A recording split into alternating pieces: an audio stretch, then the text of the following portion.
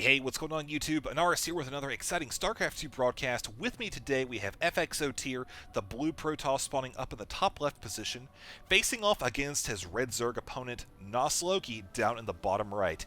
We are going to be watching this battle take place on Shakuras Plateau. Really good map for large battles, good macro style play, and we're hoping to see something along those lines. So this is a replay from the pro section of PlayXP's website. Really good website for getting replays from South Korean players. And so I checked the first few minutes of it. It looked like it was definitely going to be a thrill ride, so we will actually just dive right on in. Before I do that, while these guys are still building, I do want to point out that I have been kind of slacking on StarCraft 2 the last couple days. It has been Thanksgiving, and I have pretty much only had time to just kind of sit down for little spats here and there, play through some games, and that kind of excluded hunting for replays, which unfortunately does take a little bit longer because I want to make sure I get good ones. So I've done a bunch of Star Wars and Skyrim videos, but not a lot of StarCraft 2. However, as of today, that's going to change. I am back in full swing with the StarCraft 2 replays, and from what I read, this is apparently a good one to come back in with. So now let's actually check out the players, see what they're doing. We see opening up Protoss with a pylon down here, probably a Forge Fast Expand, something like that. And he is scouting up here first, so we see a drone actually heading out for NOSLoki, and see how he's not going for the expansion. Look at this, man. See how the probe just scoots right on by, and what's more important here was something very subtle. That drone showed that he was going to be going north. Now that means that our Protoss player, FXOTear, knows that the expansion is likely not going to be at the natural here, but rather at the third base. Now he did choose to continue down towards this hatchery because he wanted to see if there's a spawning pool first, or if there's going to be just a straight up hatchery. Now notice here, the Zergs send out another drone. This time was very sneaky, very ninja-like, coming over here, putting on his totally black suit, sneaking out the ramp, and dropping a double expansion. So this is a rather risky style for NOSLoki, but at the same time, we see back over here, Tyr has dropped his own expansion. But notice that he's not going for a Forge first, a Furge. He's going to be dropping down a gateway. Now, what this translates to is the Protoss will be able to apply a little bit of pressure earlier on than if he went with a Forge first build. He's going to be able to get out some Zealots, some Sentries, some those very cheap units that he can harass with, and basically just go and work on one of these two bases. Now, like I said before, Tyr, if he saw that drone, I don't know if he did, but if he saw that, it's very likely that he's going to try to put some pressure up here in the third, because it is very much isolated in comparison to this expansion right here, which is connected to the main. Now, of course, the probe is going to come up now. He's going to spot, okay, there's the expansion. Again, no real surprise that drone heading north was a pretty clear indicator. And Tyr, having dropped his cybernetics core, no probe transfer just yet, actually. Pretty interesting there. He is working on getting a Zealot to try to seal up this ramp. Interestingly enough, the Zerg decides to pull back the drone. Something he could have done was to come up here and just check and see the gas. Okay, we're going to have one, going to have two. Let's see, we do have two right now. But again, could have just made sure. Either way, he did withdraw that unit from the battlefield. So we can expect to see Warp Gate technology coming here very soon. Sure enough, there we go. And probably a few additional gateways if he wants to apply pressure. He could also just go ahead and continue. See, now we do have several probes working at this natural expansion. I'm going to be interested to know what he dumps this chrono energy on, as he is currently sitting on 2 chronos worth. And of course, this probe is going to be heading out across the map, doubling back to check the watchtowers. Now that the Zerglings are out, we are going to see the Zerg move out and try to reclaim those watchtowers, basically just take them as his own. And will Tyr decide to rescue this probe? No. Oh, yes, finally at the last second, he does manage to get away. And we see this expansion starting to get saturated here. We already have a Queen present, I believe at all 3. No, we are missing one at this location. But, you know, he is doing a really good job of keeping his money nice and low. Notice how Roach Warren is going down around this time. Now, this is because he knows... All right, let's actually just take a look at the real quick with the vision here. We see he saw that the gateway went down first, so he knows that there was a potential for early pressure coming into one of these bases. So Roach's very good Tier 1 unit for defending against things like Zealot and Sentry pressure. Combine that with the metabolic boost upgrade, the Zerglings will be able to counter those Stalkers very effectively. We see here with 3 gateways and a forge running on an Artosis pylon, as we're going to see him move forward with a pretty good size economy. Dare I say right now they are dead even on the workers, and that is because Zerg player, like I said, he is working on getting some defenses up. Spinecrawler is also dedicating a lot of larva to roaches, but you see he is still trying to drone up a little bit in there, so he's kind of weaving a few units in here and there to get his economy going while still focusing on defense. With a total of 8 roaches on the way now, we see weapons level 1 for the Protoss player, so he is definitely going to be looking to go for some type of attack here very soon, as he is doing a quad chrono on all of his gateways plus the force, so he really wants to get that +1 attack upgrade to move out here with his very sentry heavy build. Again, this is a very cost-effective force in terms of minerals. You know, the force fields can basically just mean that Zerglings will not be able to capture or get in close enough to do any damage. It's very important for the Protoss player, however, to hang out very close to, say, a position like this where the Zerglings cannot get in. But the problem is the roaches, if they get the high ground, they're going to be able to fire at them. So what we see here now, there's a lot of roaches. Zerglings coming in from all directions, that the roaches are trying to come in and do a lot of damage, but the sentries are going down. That attack did not go very well for our Protoss player whatsoever, as Tyr is forced to retreat. We see a pretty big gap now established, 59 to 78, with this third base really starting to come into its own, seeing all 3 of them beginning to be saturated here. Tyr is going to have to retreat. Very nice force fields going down, having lost another sentry. We are now down to 4 zealots, 1 sentry. I believe 1 more zealot is present up here for a total of 5. This leaves our Protoss player in an extremely vulnerable point. You see, he does not have a lot in the way of ranged units, having to bring in several Stalkers to quickly get some defensive units up to counter any sort of possible roach counterattack. We see here that there's a lot of Zerglings. This will really assist NOSLoki in basically capturing expansions. You see this one right here. He has claimed this one. Obviously, he's not too worried about that, but he is going in for a possible counterattack, and he's going to check out first Zergling, or the Zealots. He sees they're on the move command. Uh-oh. Or not move, but they're not on the hold command, rather. So with 1 cannon going down, the Protoss is at a good position to hold this spot now. We probably won't see the Zerg player attack, however. Notice how he is capitalizing on this slight advantage that he has by dropping a 4th base.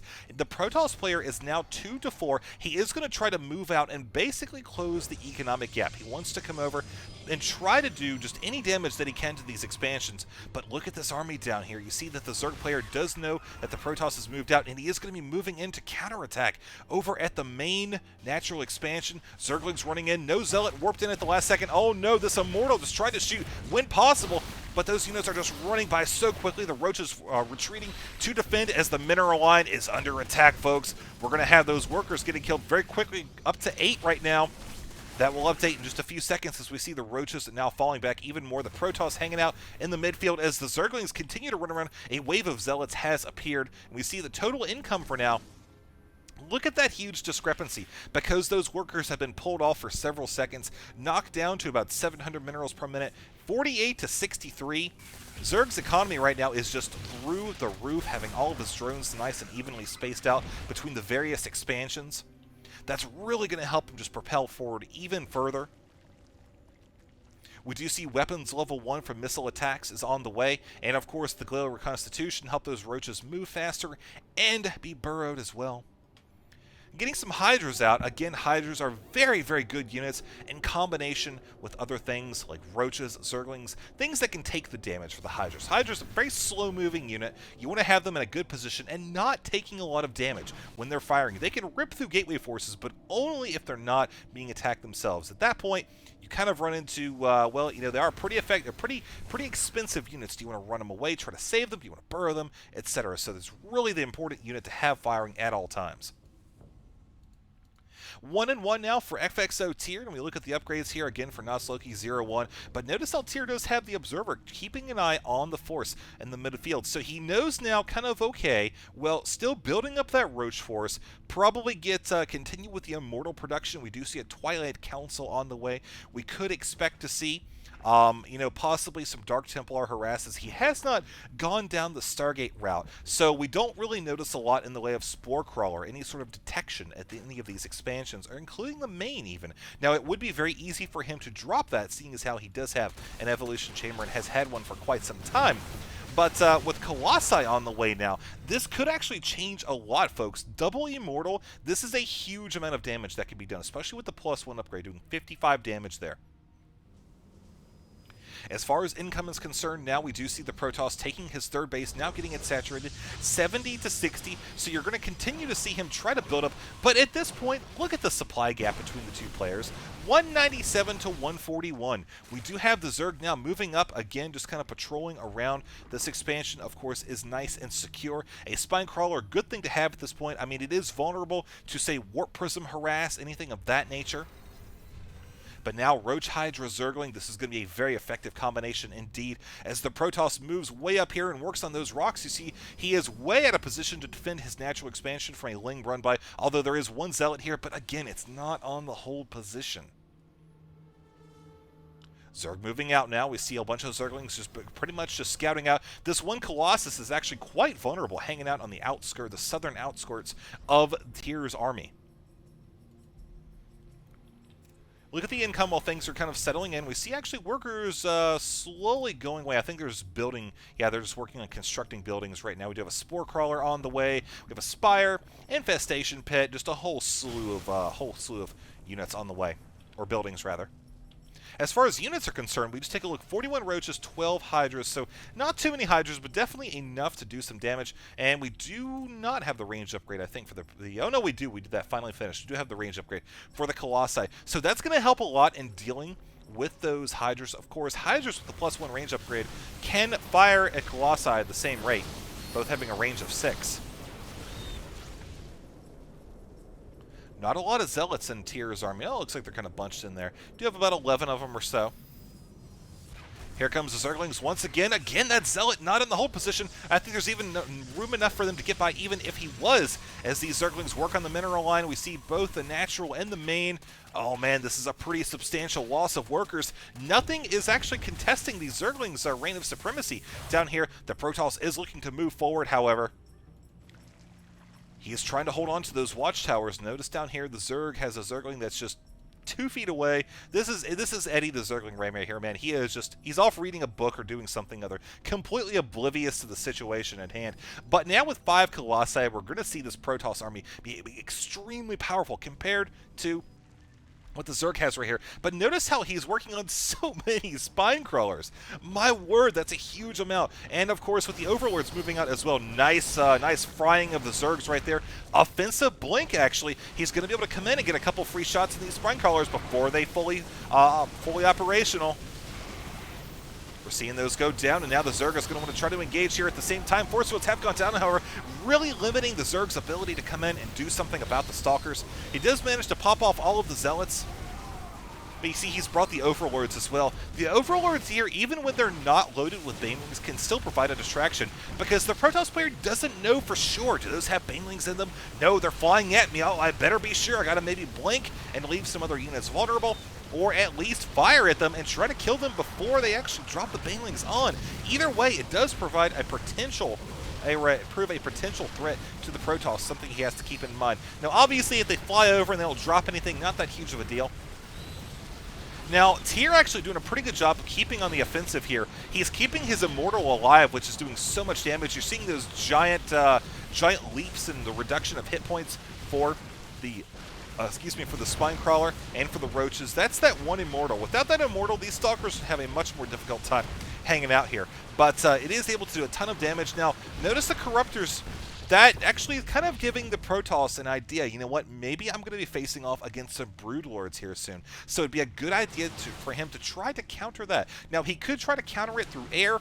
He could also try to do it with Blink Stalkers as well. The Stalker is a much more well-rounded unit, I think, in dealing with things like the Roaches. Also, to an extent, the Hydralisk, depending on the numbers. You know, obviously the mobility for the Stalkers is far superior to that of the very slow Hydralisk. So with that Greater Spire just about complete, we look back at the units tab and we see only 6 Corruptors right now. We're going to start to see the Zerg, build up his army again in just a moment or two. He is very, very gas heavy right now. You can see there's those Broodlords coming into play. And again, we have Tyr coming down to try to apply some pressure. Look at the income right now, 64 to 58. Look at the workers killed while we watch this attack. 33 workers killed to 0 right now, folks. That is a pretty massive amount killed at this stage of the game. All that money has had to be reinvested into those just to bring it back up to even the odds a little bit, in terms of economy at least.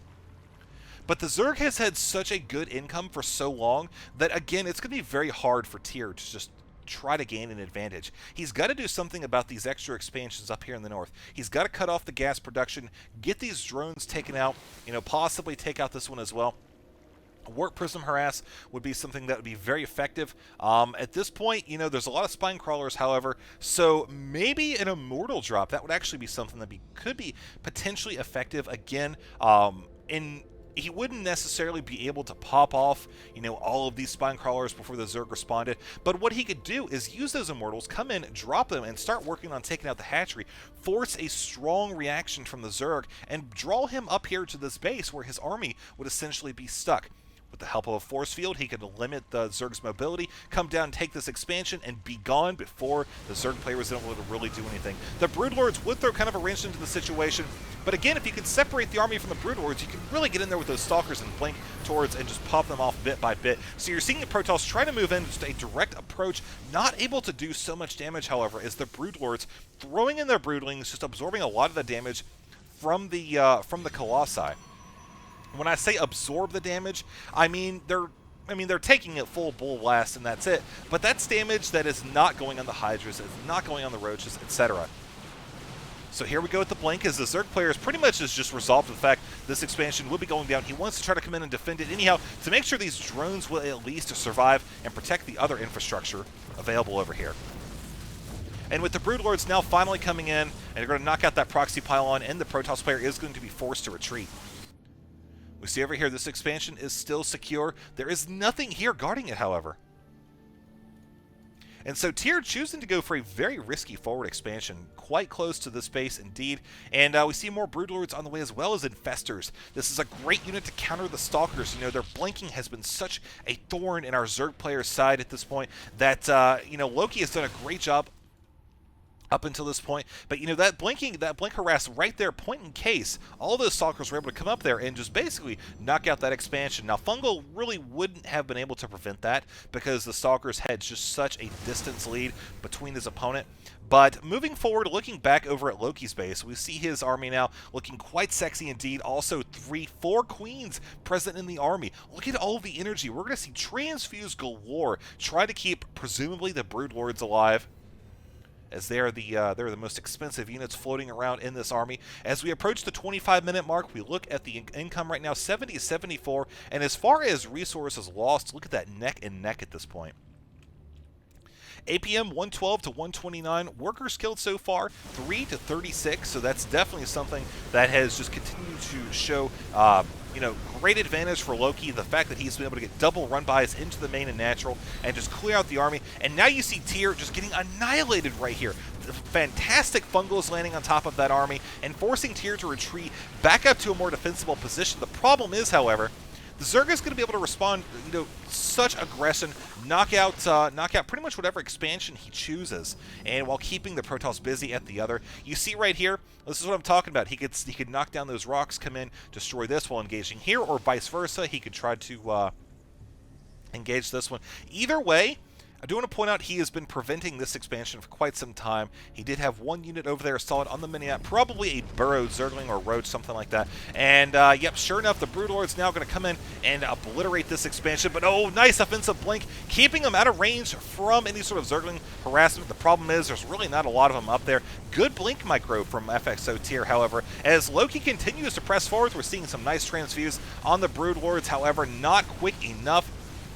This poor queen doesn't have any energy left, so at this point, Loki is just in such a commanding position right now.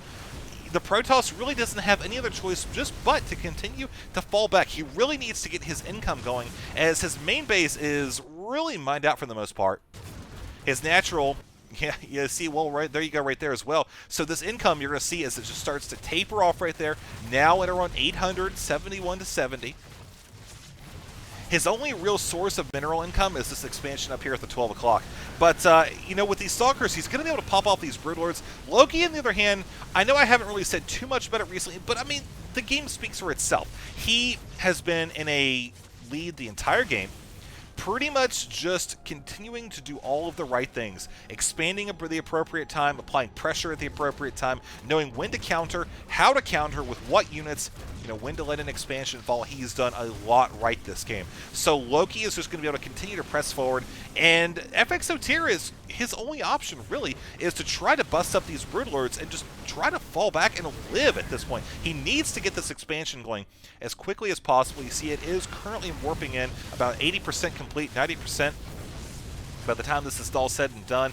And now the Zerg is going to be moving into the natural, leaving this expansion again, not worrying about it. He's more worried about coming up and knocking out the cybernetics core and trying to bust up some of the infrastructure that Tyr has established. But notice now he spots this expansion. He wants to go and try to secure the next wave of income for our Protoss player, ensuring victory as he drops his own expansion. Loki sitting here with around 1,200 minerals per minute, 69 to 54. Compared to 760, 800 for his opponent. And here comes Tyr now moving out once again. Going to try to hold on to his expansion here. Maybe try to stage a defense for it. But, oh man, losing both of those infestors, that's a pretty substantial hit. But there are still 2 additional ones alive. And there's a blink right there. We look at the army size. Look at the army investment. 550 to 3925. The Zerg is going to be able to continue to rebuild his army. Even though he's gas heavy, you're still going to see him throw down more infestors, more roaches. Probably have another drone transfer here in the coming moments. Look how he's actually bringing over a couple changelings right now just to keep tabs on the high ground while he moves forward. And Tyr doing everything he can to defend. But alas, there's the GG. Our winner, NOSLoki, comes through after just a very, very impressive victory. So again, thank you for watching the game. I hope you enjoyed it. We're going to be continuing on with Starcraft 2, as well as other game coverage on my second channel. You can check that out as well. But in the meantime, I've got more Starcraft 2 casting to do, guys. I'll see you in the next video.